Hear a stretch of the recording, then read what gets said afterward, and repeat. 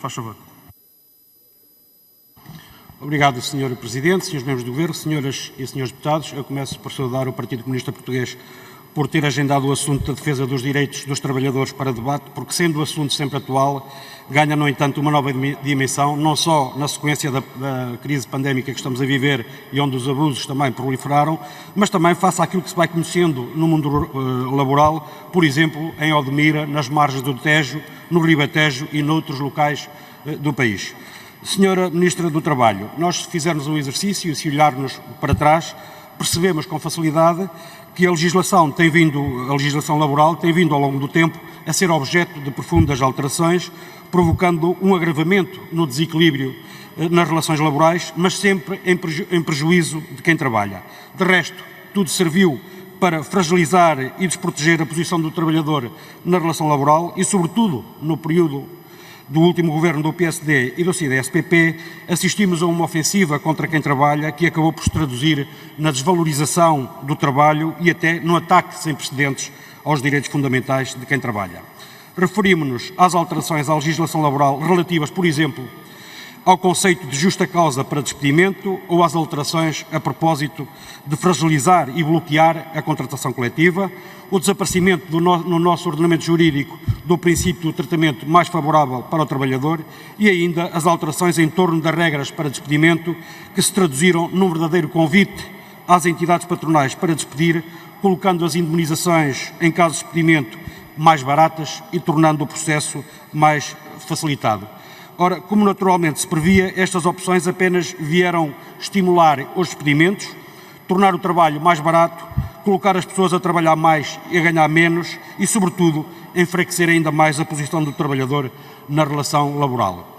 Hoje, decorridos estes anos, podemos concluir que todas estas alterações provocaram situações dramáticas do ponto de vista social e não resolveram nenhum dos problemas, antes, pelo contrário, agravaram os problemas existentes. E a primeira pergunta que lhe deixo, Sra. Ministra do Trabalho, pretende saber da disponibilidade do Governo para remover estas alterações à legislação laboral do nosso ordenamento jurídico, que certamente contribuiria para defender os direitos dos trabalhadores.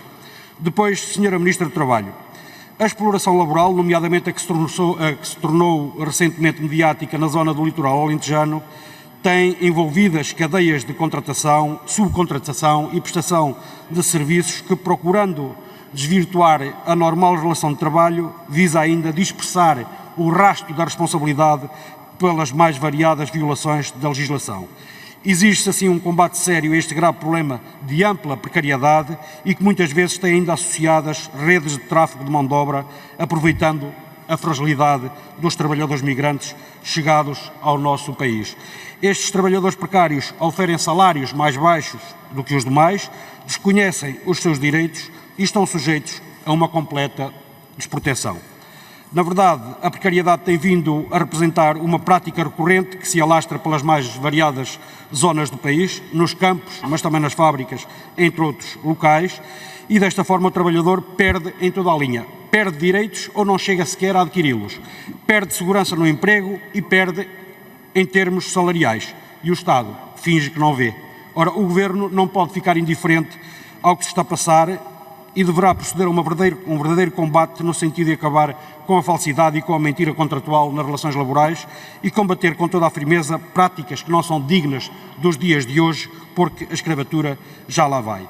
O que pergunto, Sra. Ministra do Trabalho, é se o anúncio que hoje aqui nos fez a propósito do reforço dos meios para a autoridade para as condições de trabalho, que a Sra. Ministra conhece certamente melhor do que qualquer um de nós, se este reforço de meios é suficiente para combater o que se vai passando pelo país em termos de abusos nas relações laborais e nas grosseiras violações à legislação do trabalho que se têm vindo a verificar de uma forma geral, que se agravaram com a pandemia, mas também, em particular, em casos como Odmira, nas margens do Tejo, no Ribatejo e noutros locais do país, onde a relação de trabalho é mais parecida com a escravatura do que propriamente com uma relação de trabalho e laboral dos dias de hoje. Muito obrigado.